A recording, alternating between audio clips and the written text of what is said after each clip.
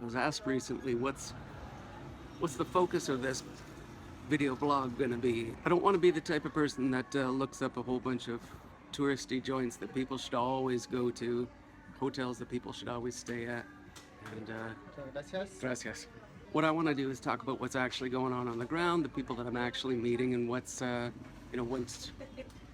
actually interesting on a local level. I've arrived in Peru at an amazing time for that because there's a lot going on here. The president has been imprisoned. The vice president is now the new president. I just saw a protest nearby a few minutes ago. They have left. All of the highways are closed at the moment, so bus travel is impossible.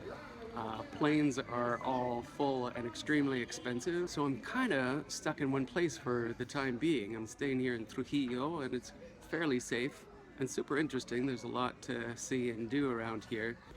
In other places, there have been big riots where fires in the street, tear gas. I'm only recounting that based on what I've seen on the news. What I understand is that some of the protests are people in support of the former president, and some of the protests are people wishing for a general election to be called right away. It reminds me that in Canada, we feel pretty safe to take part in a protest. Here, protests can turn into violence. I don't know if it's the same here as it was in Colombia, but in Colombia, my visa strictly prohibited me as a tourist to participate or be in any protest marches. I am safe, have a place to stay until Saturday, and after that, I will make some other arrangements. We'll see what happens next. Thanks, y'all.